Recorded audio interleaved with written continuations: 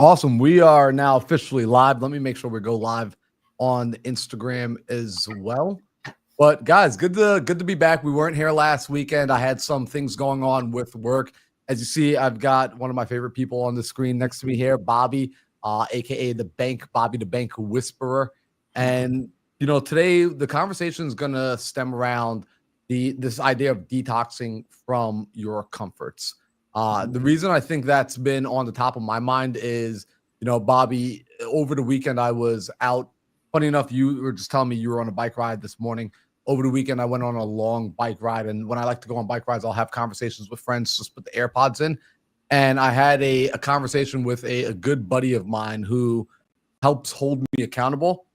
He's that friend that remembers every promise I've ever made. He's the friend that remembers everything I said I was ever going to do.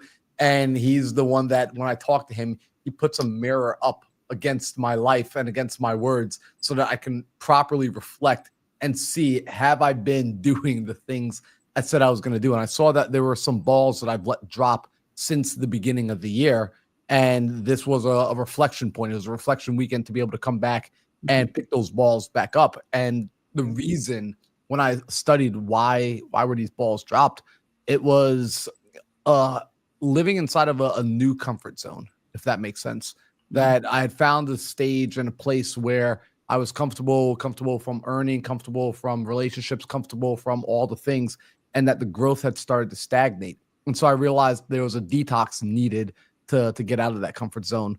And so with that, what I effectively decided to do on yesterday was take a total fasting, a total cleanse from all of the things I enjoy doing that give me pleasure without requiring much from me. Things like if I enjoy watching a movie or if I enjoy drinking an energy drink or a cup of coffee, all the things that will naturally start to heighten and re-elevate me. I realized, hey, let's fast from this. Let's let the body go through the discomfort and let's realign to the goals as being achieving and accomplishing those goals are going to be what bring back pleasure. So I'm curious for you, have you ever gone through that season of noticing like, hey, I might have gotten into a comfort zone. I've gotten into like a little bit of a lull and I've got to shake it up to get out of it? Yeah, no, and it happens for everybody. I don't care who you are. It's a natural, even high performing business individuals, you go and you burn the candle at both ends and you find you're a little bit stagnant. I've told my kids, there's a phrase that I'll always use. If you're comfortable, you're not progressing. And sometimes we work, and then all of a sudden you catch that wave and you're the beneficiary of all that work. And it's fun and we need breaks and we need vacations. I'm not saying bring the phone on vacation and ruin your family vacation. But what I am saying is we do have to check ourselves to see where we are and where we are not progressing. The fast is an interesting thing. We do it monthly. As a church. Yesterday was actually the fast, and my wife, we've never done it in our home, but she said, hey, we got to do this Passover feast. And she put a lot of time into that and eating the, bitter herb and all these things that we'd never done just to see what it was like and do something different, shake it up in our family. But that fast goes all day. You miss, breakfast, lunch. And by the time dinner, we realize how dependent we are on food. But by depriving yourself of food and focusing on others, we use that, that Sabbath day to go serve others. Where my son, he's a junior in high school. We went and visited many, many families.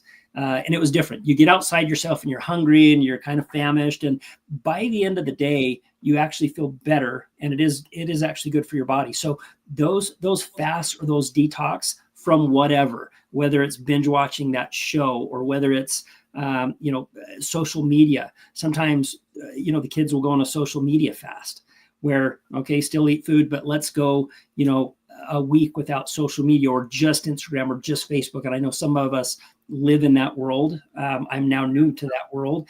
And I find it, you scroll for a little bit, it numbs the brain, absolutely numbs the brain. So I have to force myself, okay, I'm getting out, went on 5 rides last week, after work, I had to get out and I'm like, I'm getting back on the bike and I'm getting back, in shape. I've got a race coming up and find that thing that anchor that you can work toward regardless of what it is, regardless it's, fitness, learning something new about foreclosures, mindset. I mean, any of those things. So yeah, very good to do that.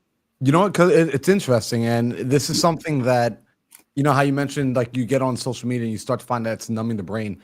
I've noticed that between myself, between clients I've worked with, between people that have studied, ultimately we seek pleasure. We seek that feeling of accomplishment. We seek that feeling of I did something.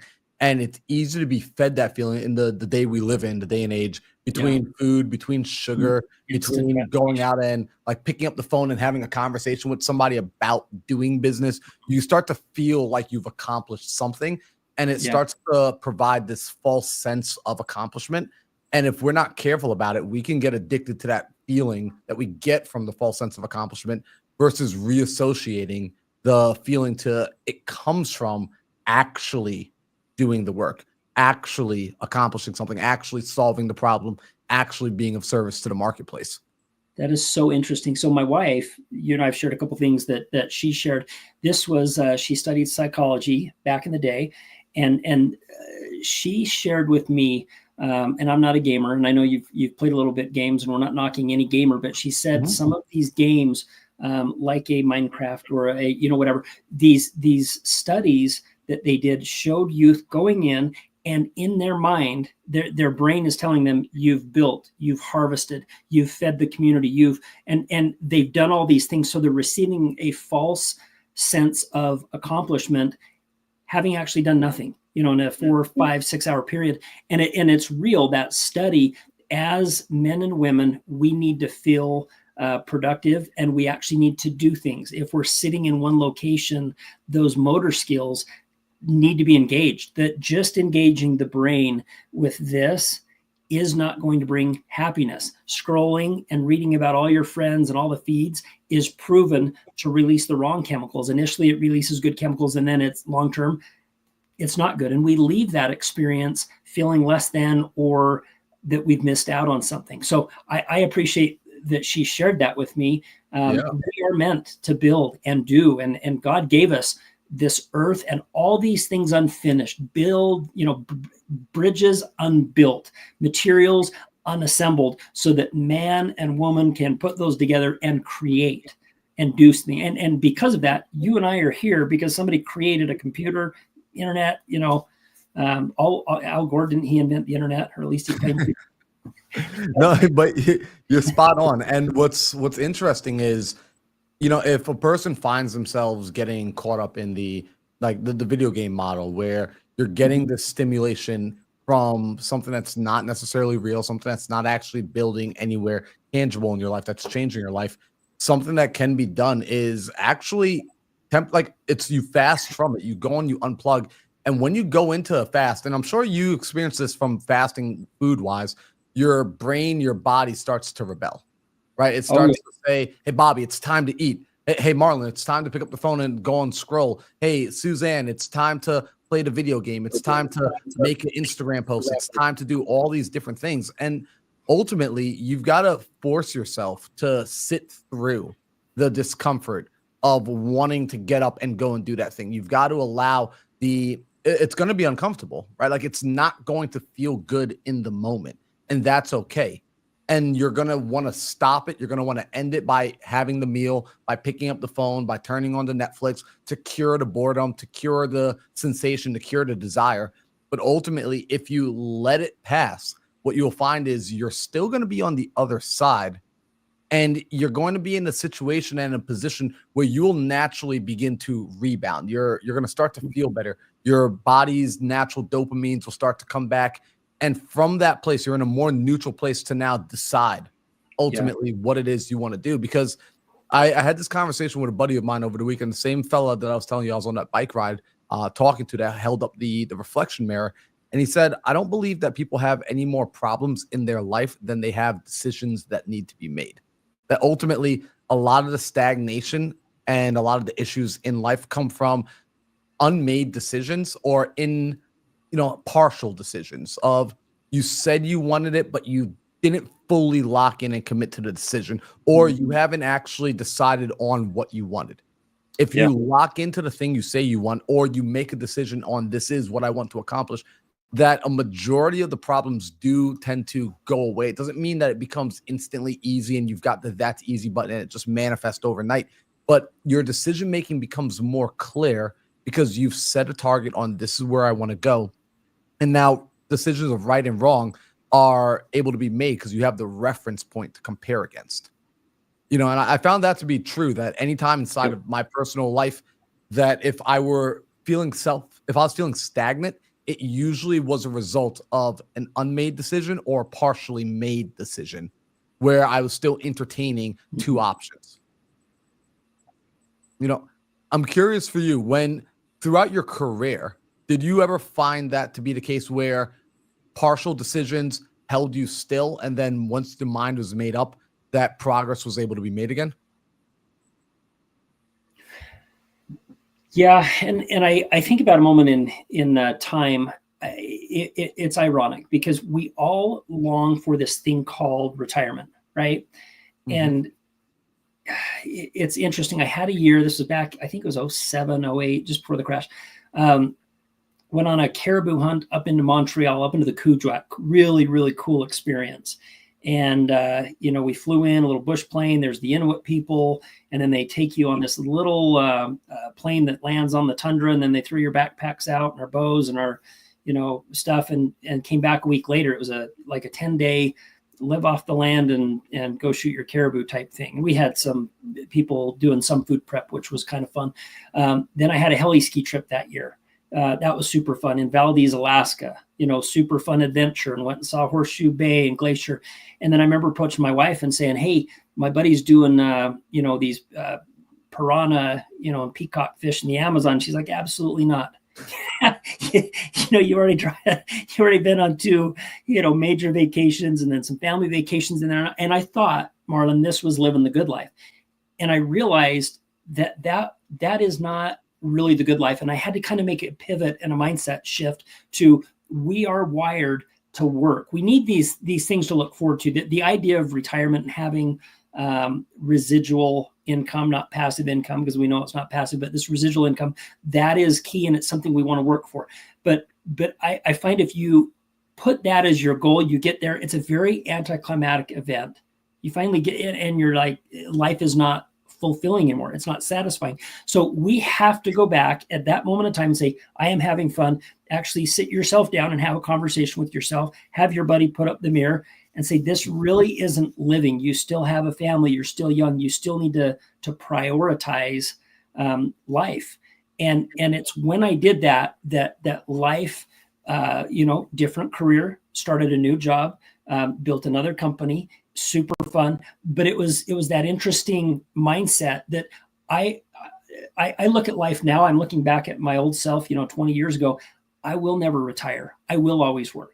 There is nothing in my mindset that says retirement, but I had to have that experience to show me, that it's not really what I thought it was going to be. You arrive at that destination and it's not really that fulfilling.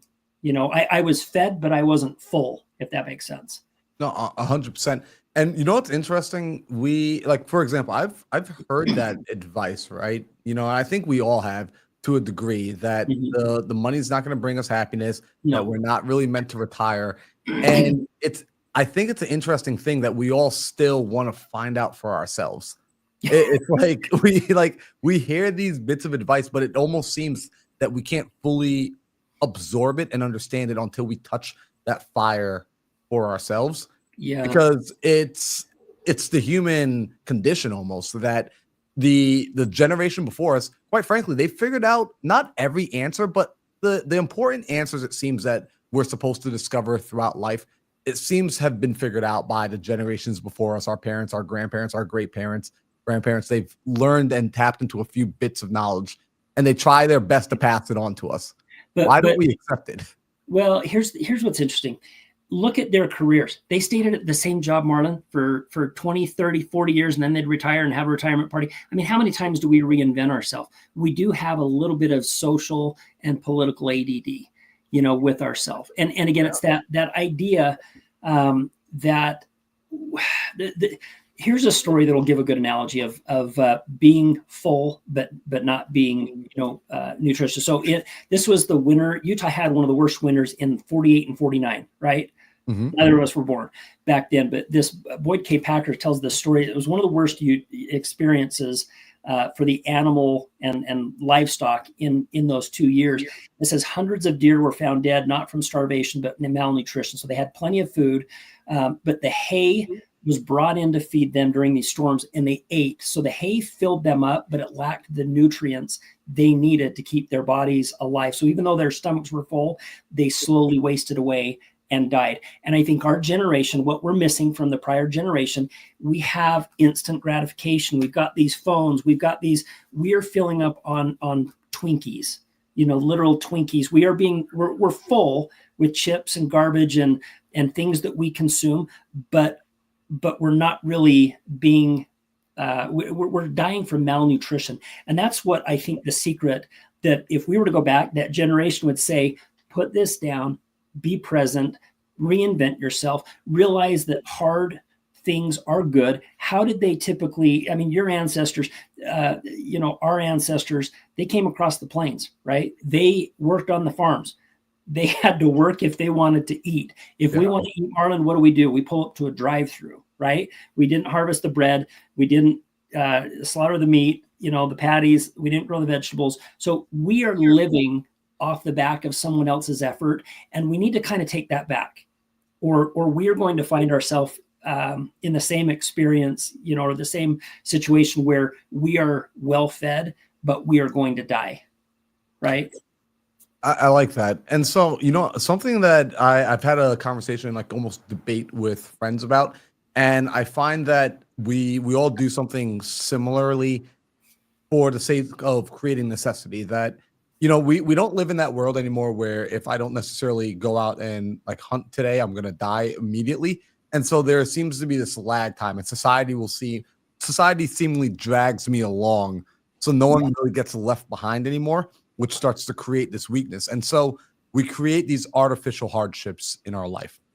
Most people know, like last year, I do a lot of physical hardships where signed up for the 100-mile race, ran across the country, go out. Like the other day, I went out and did highlining for the very first time, which is like the slack line in between two canyons, which was absolutely just so awesome. But like that's an adrenaline rush. It was insane, Bobby. But my body is bruised up left and right from it. So I go out and I create artificially these challenges physically. And then even in business, what I found I had to do was when I would get money, I would have to actually like assign it away very quickly to create this artificial hustle again, this artificial, I need to go out and to earn again. Because when I found that I had a large lump sum come in, I lost a bit of the same hunger that I had on, let's say, day one, while I was living at home in my mom's house, barely making $24,000 a year. And at that season of life, I was willing to do anything. I was staying up late. I needed to go. I had to make it happen. Now that I'm not in that season anymore, I have to artificially create that.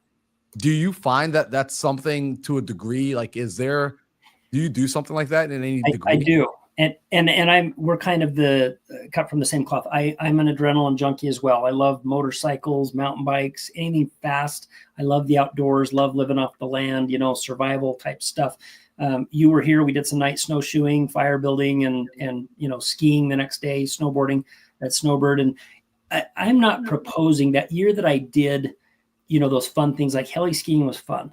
Hunting in the Kuujjuaq with the bow, hunting caribou, it is fun. Slacklining is fun. And I'm not proposing we don't do that. What I'm saying is we don't want to approach life that is this Playboy lifestyle, and we need to be doing that every single week to find self-fulfillment and self-value. That intrinsic value, it's got to come from within, and there's got to be a drive, and you have to be able to self-monitor that. I think that's more what I'm saying, so that we don't end up like these deer. I mean, we could wake up in 10 years and you indulge yourself for 10 years and you realize I just wasted 10 years of my life focusing on me. It's good to get outside yourself. It's good to focus on others, but I do like those events and I sign up for them. I've got one next month, and it's not a big one. It's a 50-miler and about 3,000 vert, whereas last year it was 118 miles and about 11,000 vertical. That was a butt kicker. It was hard, especially when you get old. And a note to self, note to you, don't get old. it hurts. But you don't go at the same speed and the same intensity. And I've got 2 kids graduating. Matter of fact, you've got to prioritize. I'm going with 7 of my high school buddies to do this race at the end of the month, and just found out that 2 of my kids, their graduation, from college. And I'm like, oh my goodness, that's a big deal. So I'm going to stay back a couple of days so I can be there for the graduation, and then bus down to Moab and do the race. And you can get both, but you've got to be able to prioritize if you want to be truly happy in life. That's I think the biggest key is finding out what's important to you, your family, and making sure you're trying to do everything. Yeah, and you know what? I like what you said right there with the prioritizing, because this is something I wrote down as a note, and this is a reflective question that I ask of myself, that I've asked of clients, that I ask of friends, that I ask of mentors, which is, what problem are you solving for in your life? What are you like? What is it that you're building towards? Because it does change in different seasons. Where if a person had asked me, 4 or 5 years ago, what problem am I solving for? It was very simple. I am solving for cash. I need cash. That is what I'm solving for. So therefore, my decision making around what I'm going to do, about the actions I'm going to take, about the season that I'm in, it was more clear. This is what we're building.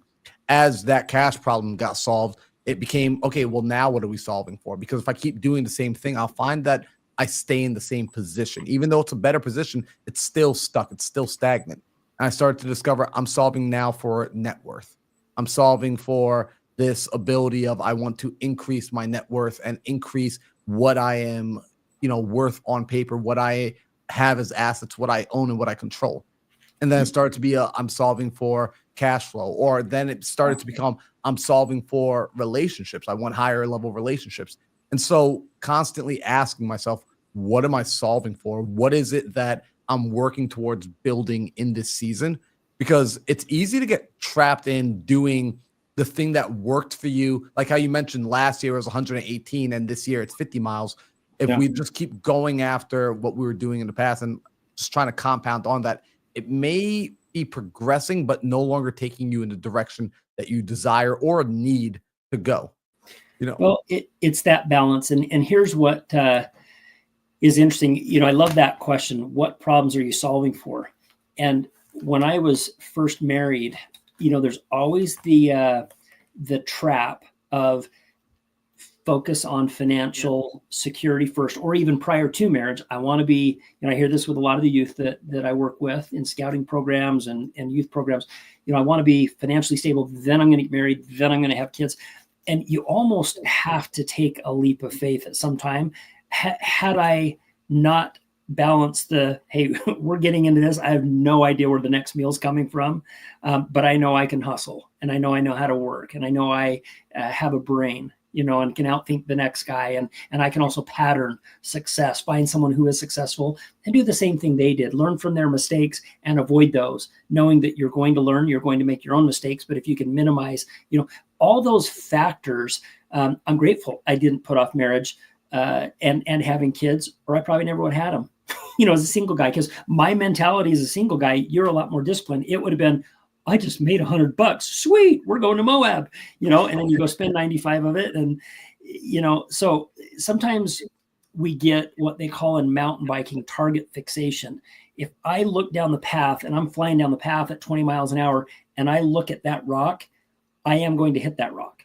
What I want to do is acknowledge the rock is there. So rock's not moving. I'm not going to stop to pick it up. I'm still going to fly by it, but I want to keep looking ahead and down the road on where I need to be, not where that rock is. And by doing that, your brain processes so fast that you'll navigate around that rock and not endo. You won't hit the rock, but that's a skill that is very difficult, because the world is sending different vibes and messages about what success is and value and your personal worth. Your personal worth is up here to God, no matter what you do. It's never going to change. Ours goes up and down, right? But don't get that target fixation on, I need to be, because that's not how he sees it. That I need to be this, and this before I do this. No, life is a balancing act. Somebody that has been there and done that, with kids, with school, with church, with all of that, it is a balancing act, and you're spinning plates, and unfortunately some are going to drop and they're going to shatter. But it's trying to keep all those plates spinning as you go through life. And a lot of those plates are fun. You do different experiences with your kids. They now all bike, they now all ski, and you got little ski buddies, and my wife, and it's super fun to do that. So keep it all in perspective. We all have so many seconds in the day, and focusing on money, I think you would agree, isn't the right answer. You know what? I agree. And it's funny that you say that. And I kind of want to hang out on this topic for a minute, because I appreciate that you said I have the discipline to maybe see different, but I 100% had found myself being that guy, that young man that says, first let me get the financial house in order, and then let's go start the relationship, and then let's go start the family. And coming back to realize, it really does. A lot of these things do have to be built in unison. And it's about bringing the right people into your life who are going to grow with you. And it's not hey, when you get here, then you can invite the person in, because at that point it might be too late. It might have already passed. And so and I've seen that. Yeah. And I'm curious, how have you navigated that throughout your life, as far as being able to welcome people in, knowing that you're essentially holding in your balance, like you're doing this balancing act of, I am building the business, but I am also building the family, and I am also building the relationship, and I am also building myself. Is that a conversation that you had intentionally up front? Was it something that you just 100% figured out on the go and kind of got lucky? Or was there a bit of intentionality into that decision making? 100% intentional. When my wife and I, first my girlfriend, were dating, and this is going to come across, this is my opinion and nobody else's. So I grew up in a family of 8 children, and all of the trouble I got in was when my mom was at work, when we were kind of raising ourselves, and it's just a function. No, when the cats are nice play, right? So I wanted to do it a little different. And my wife's dad was an alcoholic. He was not the best father, and divorced. And so we kind of came together and had a discussion on what we wanted to see happen. She graduated from school. She had the better job, and was making more money, and we were able to go buy the house, and our conversation was this, and this is where I want to be careful, because I bring religion into this equation, where we both sat down and I said, my desire, I'm not a male chauvinist by any stretch. My wife, I'm not the CEO and she's not the VP. We're both co-parents and very intentional on how we lead and guide. And matter of fact, if you've met my wife, she kind of wears the pants in our house, but I said my preference would be based on my personal experience in life. I don't want the drugs. I don't want the alcohol. You saw that too. We don't want a dad calling drunk in the middle of the night. And so we're going to do things a little different. And I would prefer that you work in the home and not have an outside job to raise our kids and really put all your energy while I'm the one out being the breadwinner. Where now my kids, I have 2 married kids, they're both working. They're both spouses are working, and that's okay. So I'm not saying that works for everybody, but in my scenario, I saw what kind of trouble I got in, and I thought, I want that mom there that's just a rock star and that's going to take my kids for walks and teach them about the flowers and smelling the roses and dogs. And she was an incredible mother. My kids are like, we couldn't have had a better childhood, bike jumping and popsicles and treats outside. And our yard was the gathering yard and end of year school parties. And my job was to make the money. And like I said, I get that doesn't work today, but it was a very intentional discussion. And she said, yeah, let's, and she actually worked way harder than I did, for kids. That's the truth. And I'm the one that got to go have fun and bring the paycheck. And we do a lot of fun vacations, but she worked way harder than I did. And so that was intentional for me. Find out what works for you. And you kind of said, hey, you make the money, then you go find the wife, then you do this.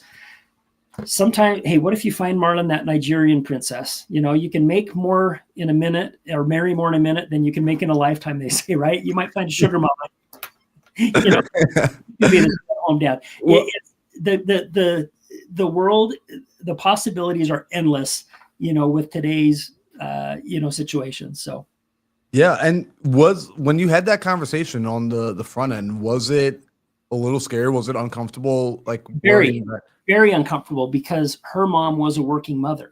now forced into work because, the single mom situation, but her mom had always worked and had a really good job. So that was an uncomfortable discussion, but having that discussion and that discomfort led to a nice conversation.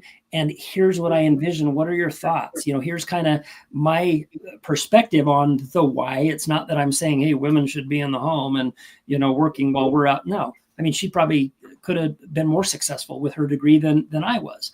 However, that conversation, that uncomfortable conversation for me, I realized was very comfortable because she knew how to communicate and said, oh, that's awesome. That's my goals too. So she worked for the first few years of our marriage while I was building a business and not making any money. And she reminds me of that. Hey, remember when you were doing real estate back in the day and you only made like 19,000 or some crazy number? And I was like, yeah, oh man, that's sorry about that. And she was the breadwinner. And then we transitioned roles where my income was far higher. And then she was able to quit and stay home and raise kids. And she loved it. That was a path that she wanted and she was comfortable with. And so we were both in alignment on that, goal, but I would have never known that. And probably half the girls I dated would have said, yeah, I'm a career girl. That's not going to work for me. Yeah. So, and it's interesting. What I like is you had that conversation on the front end and you set a standard for this is what I want to create out of life. And it sounds like you knew getting into it, it was going to require from you being able to have these potentially long hours, having to go out and network, having to work day in and day out. And it reminds me of, I was recently listening to the book Relentless by Tim Grover, the guy that trained Michael Jordan, the guy that trained Kobe Bryant. And he talked about this winning attitude that the top athletes in the world had, which was they would establish a standard and they would communicate that standard to the people around them. And on the outside, sometimes it can be viewed as this person doesn't really care. This person is almost like obsessed with their work. But to the people who were inside their inner world, it was clearly communicated that this is what we're looking to accomplish. This is the goal we want to have. And that the people in that that people on that team, they were aware of this is the end result we're all fighting for. And this is what it's going to take. And everybody was in alignment with that. So it meant there were going to be some harder days. That meant there were going to be some tough conversations to have. And there were going to be standards to be upheld. So it sounds like you guys got to have a bit of that conversation. Did it transfer over into your workplace as well? Did you have those sort of conversations when you were finding partners? Or I'm wanting to know, did you basically, knowing that your wife was on board with you getting to go out and build this dream, did you take it serious to the point where now the people you were working with, it was like, hey guys, we need to build because my wife is being awesome enough to let me go out and build, but I can't waste time, right? Like, because this time that we have is going to keep clicking by. I won't be able to get 5 years back in the future. Yeah. It's interesting. I literally remember where we were when we had that conversation. We were in her car heading up to my buddy's cabin up at Sundance. It was a date night. It wasn't his cabin. It was his parents' cabin. We had no money back then in college. But I literally remember her car, where we were on the road, driving up to Sundance, having that conversation and throwing that out there. And I think the thing that's important is we have to learn that we point that plane in the right direction, but a plane doesn't go from point A to point B in a straight line. There are 1,000 little micro course corrections along the entire journey. Now, we didn't have children at that time. So although we made the decision that this was kind of the pattern, our end goal was, hey, we want to work toward you being a stay-at-home mother, which doesn't mean my kids are super smart where they don't say mom doesn't work.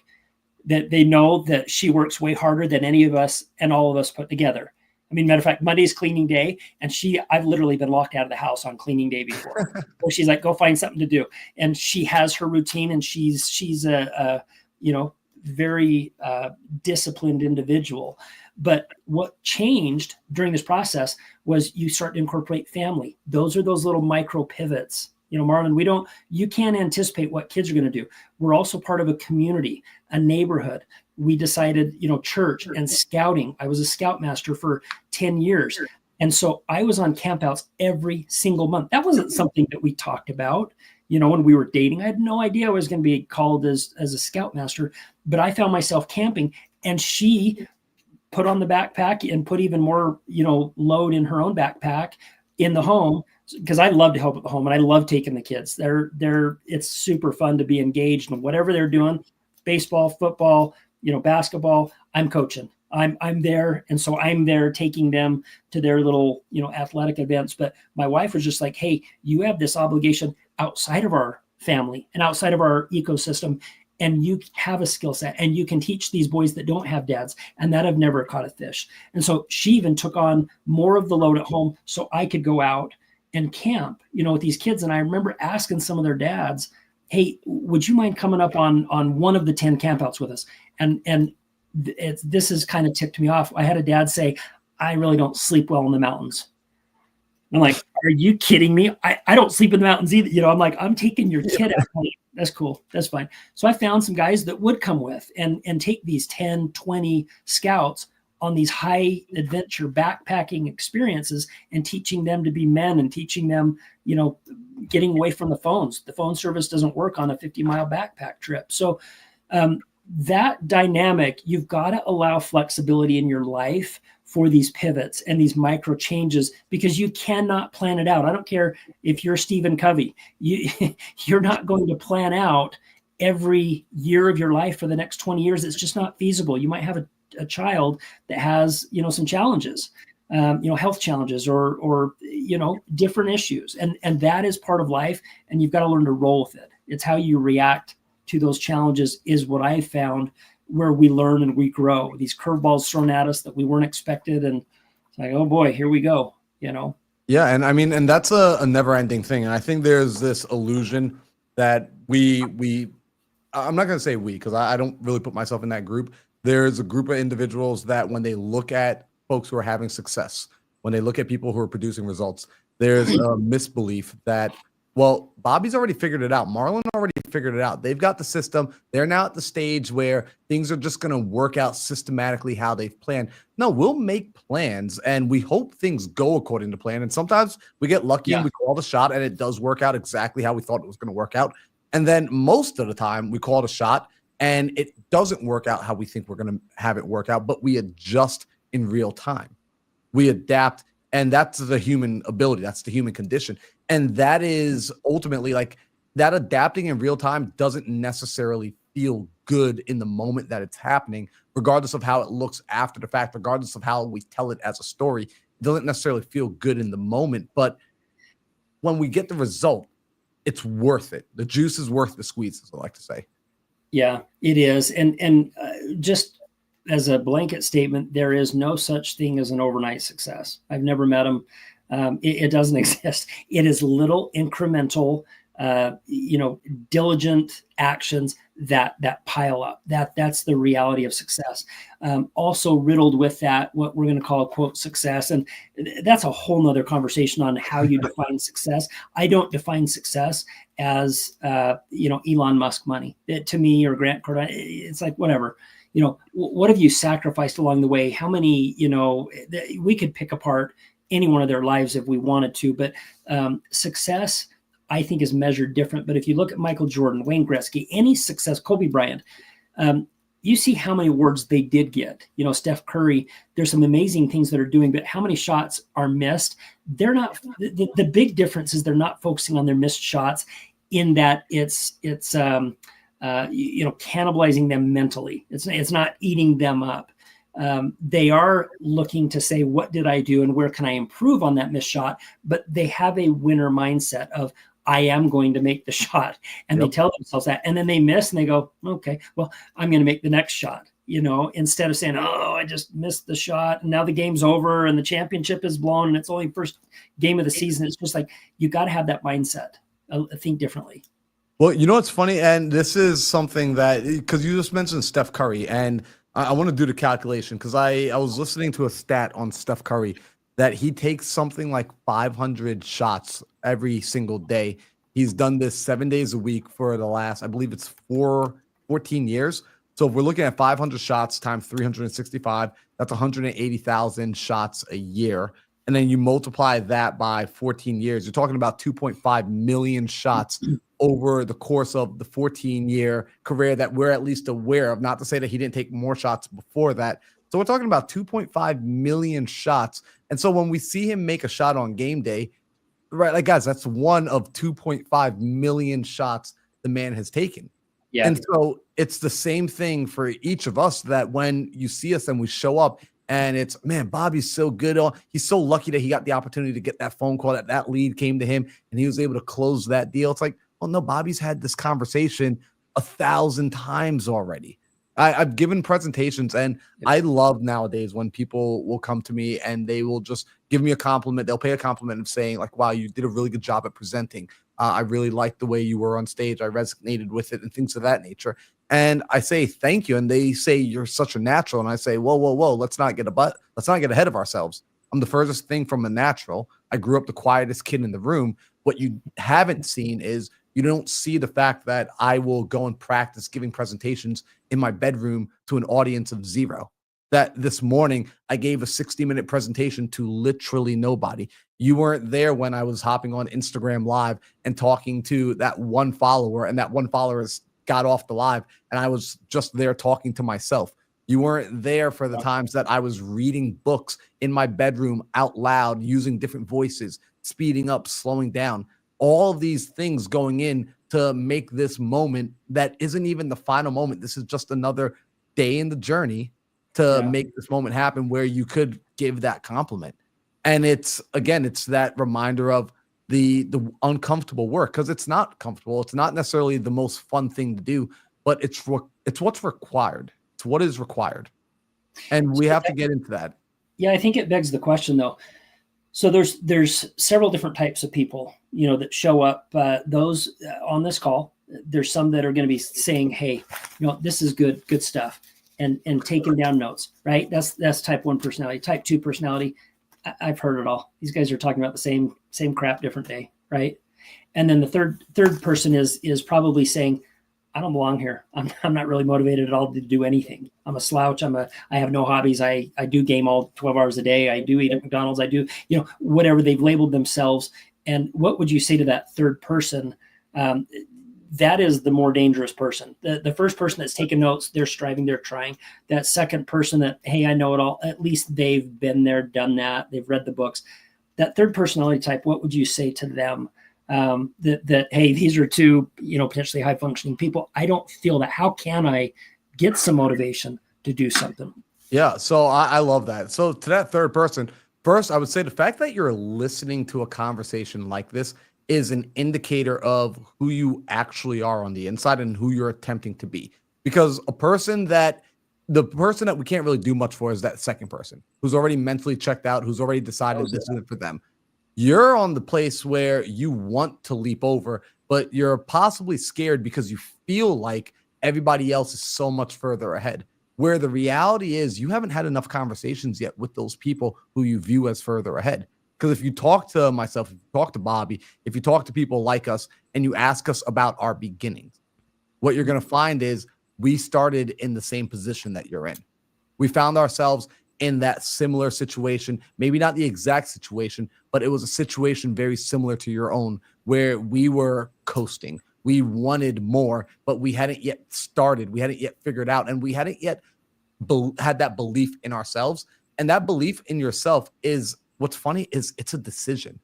It's something that where you make up your mind on, this is who I'm going to be. And I can't help but think about the late Kobe Bryant in this regard, where Kobe talks about how in the beginning of his career, if anyone ever listened to Kobe's story, what's fascinating is he talks about how terrible he was at basketball. He talks about the fact that he went out and he went to go play games as a child, and his father was actually a professional basketball player. And he said, yeah, I got out there on the courts and I wasn't very good. I was clunky in my own body. My knees were bigger than my body was. I couldn't handle the ball well. I missed every single shot I took for the entire first year of me playing. And he went home and cried to his dad. And his dad said, like, hey, listen, son, I love you no matter what. Regardless of the result you get, you have my love. And so when Kobe realized, oh, my dad's going to love me whether I win or I lose, he made up his mind that, well, I would prefer to win.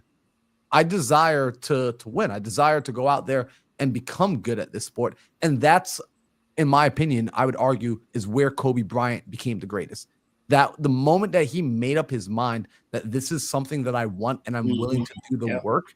So if that person at home right now who's been sitting down playing the video games, you've been behind on your bills, you're behind on your credit, you haven't started to build any of the skills yet, you're in your 30s, you're in your 40s, you're married, you're unmarried, whatever your situation is, if you decide that you want to do something about your life and you're serious in making that decision, meaning when I say serious in making that decision, I mean you're willing now to do not just what you want to do because you've already been doing that. You're willing to do what is required of you.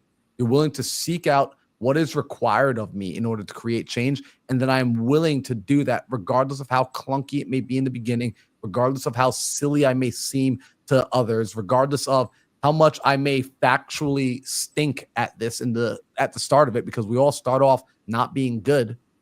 And you're going to commit to seeing that through until you get to your desired end, then I would say you're in the same position as us and you are one of us. We're cut from the same cloth. And from that standpoint, you really just need now to be around more like-minded people. You need to be around other people who are going to embrace this new version of you that you're creating and who are going to encourage that and help hold you accountable to it. Yeah. And we don't often have all the right answers by the time we leave our home at 18 or 19, unfortunately. We've all had different circumstances. So I love the idea and the notion from learning from other people that have been there before us. And, we did all start, we've talked about this before. We all started in diapers, right? Then we put on the pull-ups, the big boy pants, and you go through the grades. It's not like any of us were a little Doogie Howser in kindergarten or sixth grade or whatever, and ready to start practicing medicine. I mean, it took years of learning that thing. And sometimes, I've had a couple mentors over the year. There was a period of time I was looking back and I'm like, man, they had the question, who's one of your mentors? I'm like, I don't have any. I really don't, not any sports, not, and I thought you need to get some and surround yourself with people that have been there, that are quite smarter than you. And I love the place I'm at now where I love learning from anyone. I don't care who you are. There is something you can learn from somebody. When you stop learning is when you close your mind that you've arrived and you know everything. And that's the worst place to be. So if you're open to learning, find someone that has that skill set to teach or, to learn. And you can, there's a lot out there for free on the internet, and then there's some paid courses you can get into and change the trajectory of your life from here moving forward. I have a book that's from here to the past that I can't necessarily rewrite, but today moving forward, I can write anything I want down on that paper. We have a family activity tonight. We're going to go as a family night. Monday night's our family night. We're going to go to the driving range. My kid loves golfing. It's something, and my daughter, husband, they just got married in June or July. It was, that was my other son. They just got married in February, and he loves golfing. We're going to go hit balls for family night. We're going to go to the driving range. Now, am I a golfer? No. Do I love golf? No. I'd rather be on a bike. I'd rather be on a ski resort. But I love my family, and he is actually really good. So I'm going to go tonight and say, teach me some technique, learn me, son, teach me some stuff. And he knows how to swing. He knows how to hit. How do you keep the ball straight? How do, I'm not a angry person, but if I were, hey, teach me how not to throw the club into the lake, right? Teach me. So I'm excited to go tonight and learn something from a kid that is half my age and has been in our family for, less than 2 months. It's going to be fun. So have that mindset, be open the brain up. This is what I want to learn. You really can do more than you think you're capable of. You're 1000% right. And all success I've had in my life has come directly from what you just mentioned, where I went and I found people who were further along than me. And I was allowing myself to be a student. I allowed myself to sit down in their presence, to learn their technique. And here's the important thing. This is so interesting. When opening yourself up to learn from others, here's helpful advice. In the beginning, you do your vetting of the person before you put them in position to be your mentor, to be your teacher, to be the person you're going to learn from. And once you've done the vetting and they've passed and you said, okay, you know what? He's going to teach me golf. He's going to teach me business. She's going to teach me sports, whatever the case may be. At that point going forward, you need to follow their instruction without question at that point. Right? Like your time to question them was before you put them in that position of authority. Yeah, or trust. And like it's something that I see so often where, and I've done this. I've been a victim of my own situation where I've put someone in authority, and then I was doing what they told me to do. I was doing it their way, my way, right? Yeah. Like I wasn't fully doing it their way, and so there I wasn't getting the results that they were looking to share with me. And it's funny. I have clients that I coach, and my number one clients that when I coach them are the ones that listen to me and they take what I'm saying almost as like gospel during the season of us working together. They take it, they run with it. They don't deviate from the plan. They just lock in and they do it and they get results. And then I've had clients who haven't produced. I've had clients who haven't gotten the same level of results. And when we sit down and we have a conversation about, well, why haven't you gotten the results? What do you think it is? They're usually self-aware enough at that point to be able to come back and say, yeah, honestly, I didn't stick fully to the plan. I started to deviate. I started to try and I was getting some bit of results. It felt good. I started to break away from the plan. I started doing it my way again. And so that's one of the big things here is once you find that person, allow them to guide you. Humble yourself to be a student, recreate their results. And after you've learned to recreate their results with their process, then you start to add your individual flair into it again. Then you can start to mess with the recipe. Yeah, I agree that there is nothing better than being a coach and having an athlete follow instructions and execute. I was coaching my son's team and I was kind of laughing when you were sharing that example. I had a kid very, very tall. And I said, you live under the basket and like Beaker, that has his hands up like this. I said, I want you to get the rebound and back in. I don't care if you miss it or make it. And I would just practice with him, left side, grabbing the rebound, right side, left, live under the basket. And then I had another kid, he was like 3 foot nothing. And just spider monkey on defense, had no technique, but what was fascinating is everybody wanted to be Steph Curry. They were all hucking up threes and I'm not kidding. They weren't hitting the backboard. And I looked and I was just like, dude, okay, we got to solve this problem under the basket. I know it's fun to be launching that 3-pointer that you're not making, but I need you under the basket. Finally, as a coach, they all have to have equal playing time. I pulled the little guy aside and I said, dude, you're the best on defense. Get out there. And before I knew it, he had 5 fouls. And I was like, dude, I'm so sorry, bro. You're amazing. Now you're on the bench. Fell out of the game. So as coaches, we have to be able to,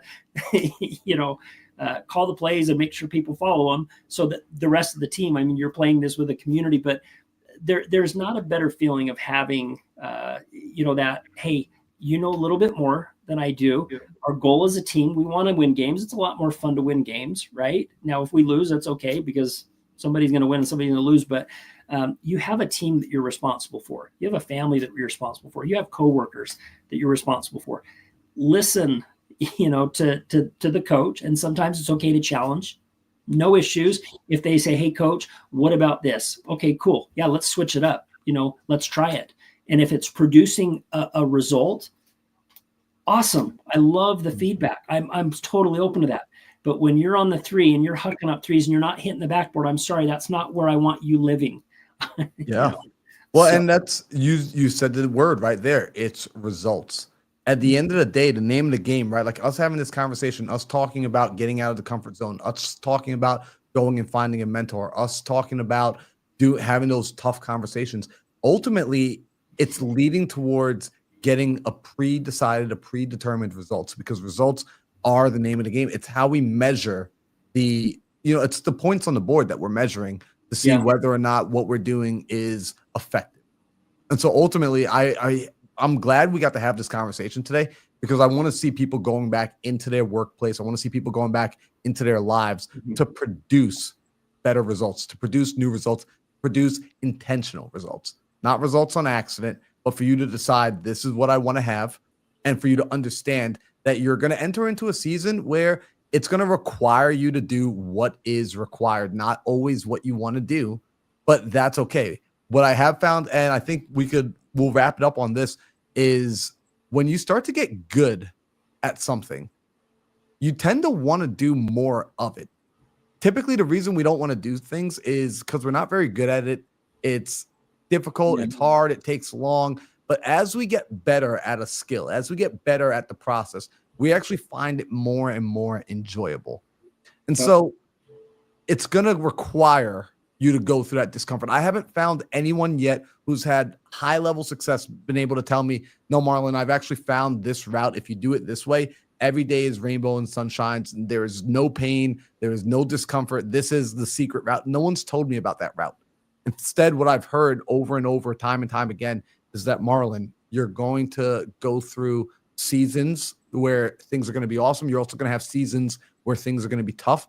And this is why it's important that you decide clearly what you do want, what will be worth having to pay that price of going through the uncomfortable seasons, of getting your teeth kicked in a little bit, of having some nights where you're going to be stressed out because you are in that place of, I don't know what the right thing to do is yet, where you're going to have to take those leap of faiths and you're going to jump and you're going to take that leap of faith and you're going to land on another ledge where you're asked to take another leap of faith. And you're like, but I already took the first leap of faith. Why do I have to take another? And that's a part of the growth. It's a part of the process. And it's a part of what makes the journey so amazing in the after story when you're telling it back to people. Yeah. You know, so Bobby, any final words we want to give to the listeners here today? You know, I just, as you were talking, I had a thought, and this is kind of an interesting and can feel counterintuitive.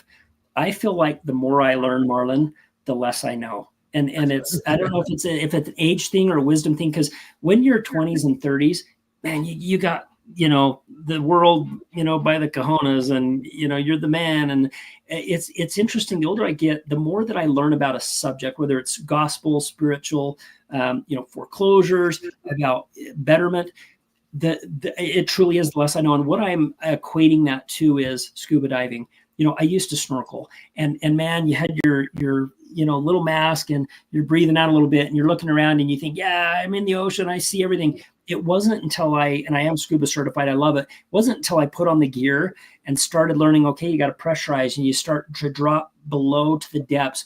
There's a whole new world of things I never knew existed until I strapped on the scuba gear. I got certified. I learned a different technique that I didn't know existed. It's not just holding your breath and diving down. Like, you can breathe underwater. It's incredible.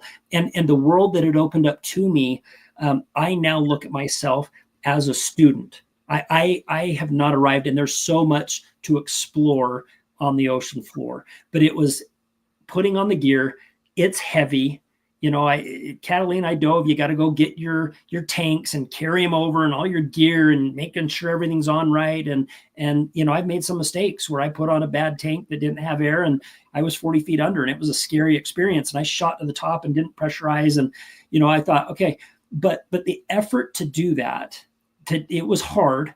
The effort to do that has really opened up a world of experience for me. And I'm grateful for that knowledge. And I would share that with everybody. Hey, don't ever think you've arrived. Be open to learning from everybody. Find a mentor. I love what you do, Marlon, that you give of your time and teach people how to think differently. I wish I had that 20, 30 years ago. I probably could have avoided a lot of challenges in my life. You know, school of hard knocks. That's what I went to. And having a guy like you would have been a lot better to say, hey, pivot this way, try this, you know, still go that direction, but just tweak a little bit.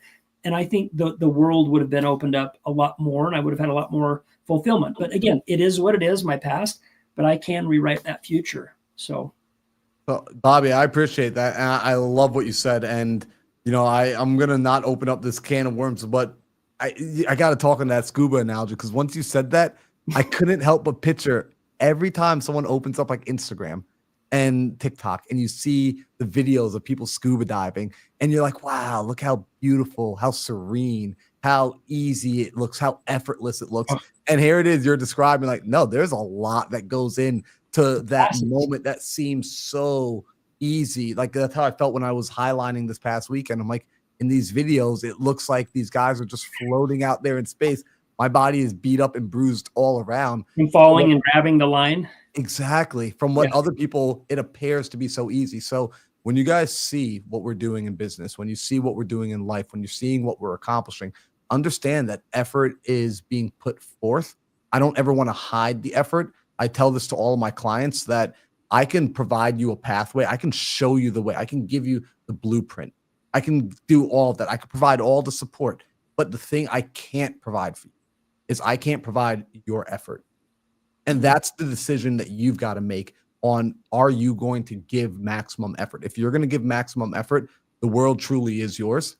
But if you're not yet in that place where you're going to be able to give the effort, that's where I'm going to ask you to start. I'm going to ask you to look internally to yourself and make up your mind on what is it that you're willing to give your effort towards. And then let's pursue that. So, Bobby, thank you so much for being here. I hope you all had an amazing time with this episode. I hope you enjoyed the wisdom. Bobby, I really appreciate you too opening up about us having a conversation about your relationship with your wife. Like, to me, that's something I'm personally always interested in, that kind of conversation, because I do want to start a family in the future. And I see the way that you have your family. I see the way that you run your life. And I love that dynamic. So thank you. And for those of you that listened and you got value, be sure to hit the like button, hit the subscribe button. If you have any interest in wanting to reach out and work with me and talk with me, click the link in the description. There's a link for you to apply for us to have a conversation about what it could look like for me to be your coach. And we'll be back again next Monday for another episode of the Into the Mind podcast. So you guys enjoy the rest of the day, and we'll see you here soon. Thank you.